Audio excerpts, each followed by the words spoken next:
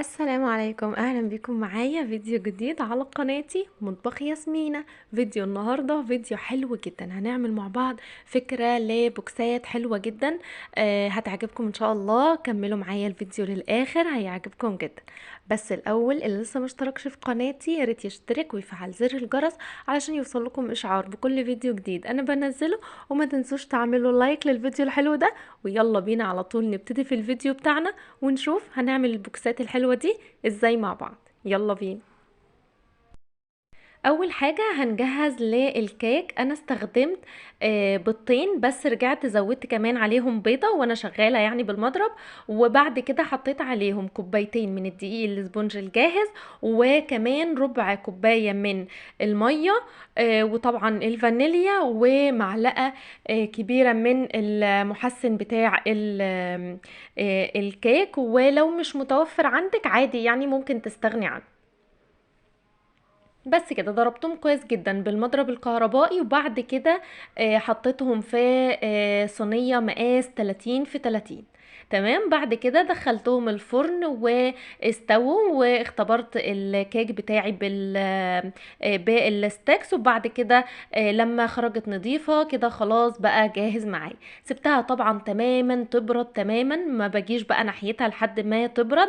بعد كده ببتدي ان انا اجيب بقى القطعات بتاعتي وابتدي اخد المقاسات اللي انا عايزاها. انا عملت التورتايه دي كانت مقاس 14، فجبت القطاعه بتاعه مقاس 14 واخدت يعني 3 دواير كده بالشكل ده بالقطاعه. ونضفتها طبعا من فوق ومن تحت، وشلت الحاجات اللي هي بتبقى بتاعه الكيك يعني الاطراف، وظبطتها وركنتها بقى على جنب عشان استخدمها. باقي الكيك بقى هنعمل بيه حاجات حلوة جدا. هنعمل القبات دي. انا جبت اللي هي المثلثات. استخدمت النوتيلا، حطيت كده صوص من النوتيلا في الارضية كده. وبعد كده حطيت اللي هو المثلث بتاع الكيك بالشكل ده، وطبعا شربتها بقى بالسيرب. بعد كده حطيت كمان صوص من النوتيلا. بصوا الصوصات يا جماعة بتديها طعم حلو جدا على الكيك كده مباشر. بعد كده حطيت طبقة حلوة كده من الكريمة، سويتها بالسكرابر كده بالشكل ده. وطبعا شلت الزوايد ونضفت المثلث بتاعي كده عشان شغلي يكون نظيف ومميز. وبعد كده حطيت نوتيلا. طبعا بكون مسيحاها، ما بتكونش سخنه، بكون سايباها تبرد علشان الكريمه ما تسحش الكريمه وتلاقوا الكريمه عملت برابيق كده وطلعت، هيبقى شكلها مش حلو خالص. بسيبها لحد ما تهدى، وبعد كده ببتدي احطها على الكريمه. بس كده بالشكل ده بسيطة جدا، بفردها بكل بساطة. وبركنها بقى على جنب عشان نبتدي ان احنا نزين التزيين النهائي. زي ما انتوا عارفين انا ببتدي ان انا اجهز المثلثات كلها او الكمية كلها عموما يعني اللي انا هشتغلها، والتزيين النهائي ده بقى بعمله في الاخر. عملت واحد نوتيلا وواحد من اللوتس. انا استخدمت على قد الكيك يعني، ما عملتش بقى كتير ولا زيادة ولا كده. انا استخدمت اللي هو الكيك ال 30 في 30 اللي زي ما شفتوا معايا ده. عمل معايا بقى اللي هم الشويه دول اللي هم البوكسين اللي هتشوفوهم معايا في الفيديو. بعد كده جبت بقى اللي هي القبات اللي هي بالشكل ده. حطيت برضو صوص نوتيلا وقطع من الكيك بالشكل ده. طبعا الكيك بالاطراف يعني يا جماعه، وانا جايه استخدم الكيك ما بهدرش منه، بحيث ان انا عايزه اطلع منه التورتايه. طلعت التورتايه اللي هي اخدت المقاس بتاع الثلاث دواير اللي انا استخدمتهم. وما هدرتش بقى في الكيك، مش اروح بقى حاطه اللي هو القطاعه في نص الكيك كده، هدرت الكيك مش هيعمل معايا اي حاجه. لا، الاحسن ان احنا بنستخدم بقى من الاطراف كده. ببتدي ان انا اخد الثلاث مقاسات بتاعه الكيك، بعد كده بواقي الكيك عملت بيهم بقى التشكيله الحلوه اللي شفتوها معايا دي. فالموضوع كله ان احنا فن ان احنا ازاي نقطع الكيك هيهدر معايا.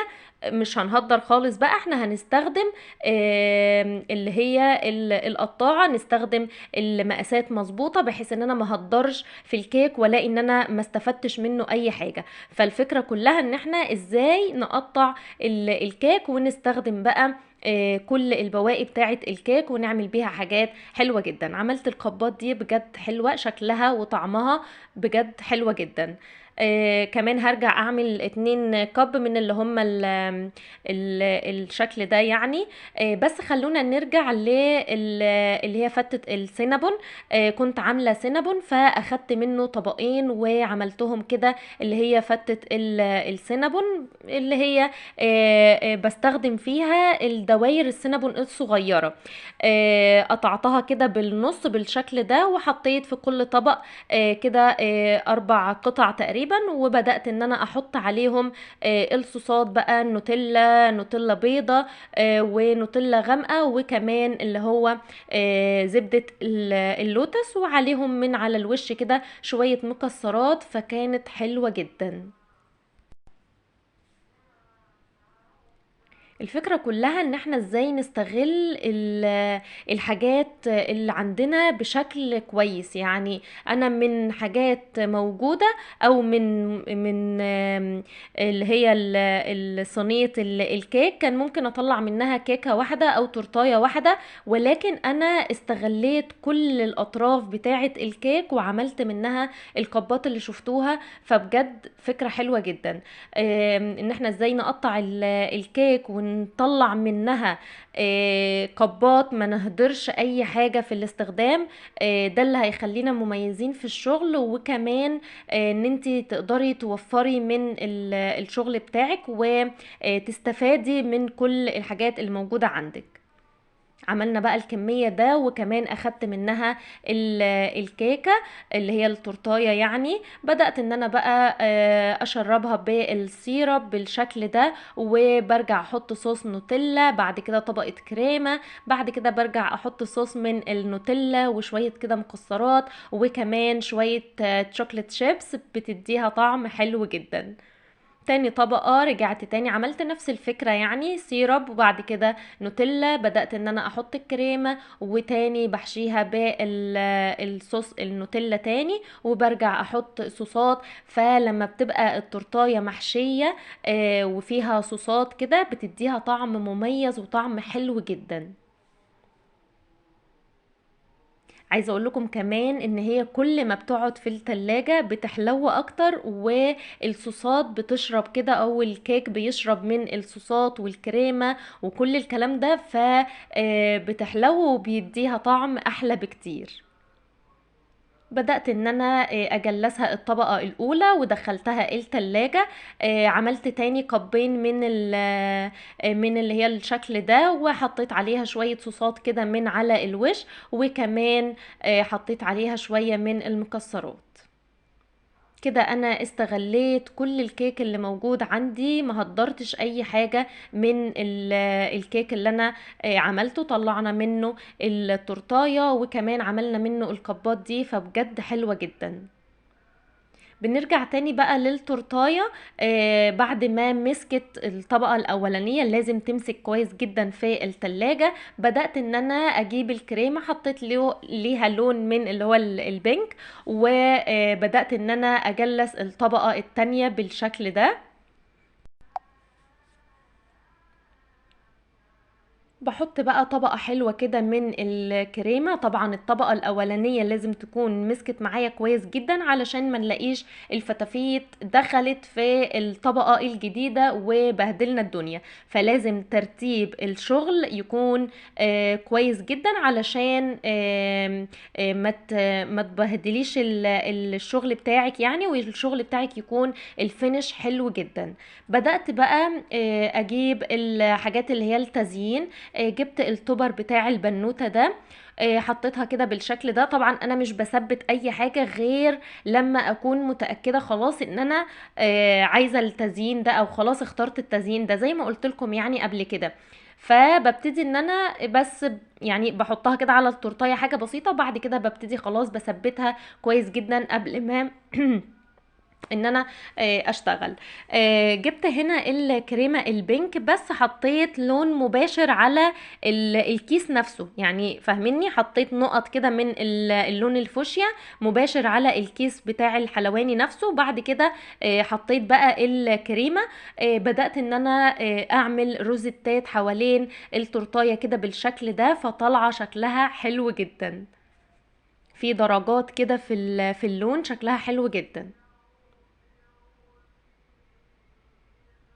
كده بالشكل ده ببتدي بعد كده بقى اثبت الفراشات على التورتايه. تزيينها بسيط جدا وفي نفس الوقت طالع في منتهى الشياكه.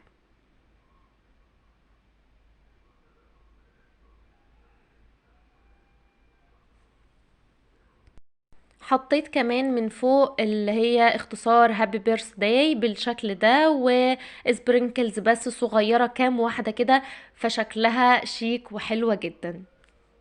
ده الشكل النهائي للتورتاية بتاعتنا. ببتدي بعد كده اجهز البوكسات اللي احنا هنستخدمها. كده خلاص كل الحاجات اللي انا هحطها في البوكسات كده بتكون جاهزة. عملنا الكبات وعملنا اللي هو الطواجن السينابون او اطباق السينابون، اللي هي فتة السينابون، وكمان عملنا المثلثين بتوع النوتيلا واللوتس. جبت بقى البوكسات كده بالشكل ده وبدأت ارص بقى البوكسات بتاعتنا. فكرتها سهلة وبسيطة وحلوة جدا. كده بالشكل ده اخدنا الميني تورتايه وكمان كب ومثلث وكمان طبق من فتة السينابون. فالفكرة بتاعتهم سهلة وبسيطة، واستغلينا كل الكيك اللي عندنا، ما نهدرش منه اي حاجة، فبجد حلو جدا. تقدري بقى تغيري في البوكسات وتعملي حاجات مختلفة، وكل شوية تجددي في الأشكال البوكسات اللي عندك يعني، وتنزليها على الجروب. فالناس دايما بتحب التجديد والتغيير، فدايما خليكي مميزة وجددي وغيري في الشغل بتاعك.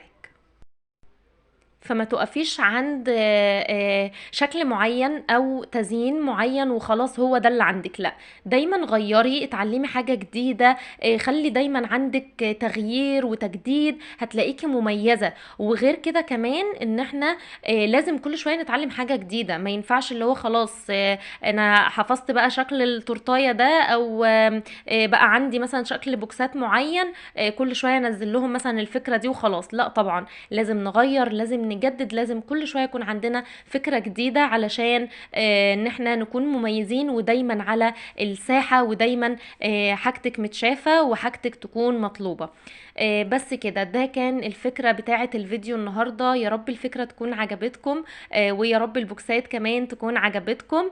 جربوها يا جماعة. اهم حاجة لما نيجي نشتغل في اي كيك عندنا ما نهدرش خالص في الكيك، لا، نستغل كل فتفوتة عندنا هنعمل بيها فكرة جديدة للكيك. في حاجات كتيرة جدا نقدر ان احنا نعملها، واشكال كتيرة جدا نقدر ان احنا نعملها، ونجدد ونغير دايما من الشغل بتاعنا.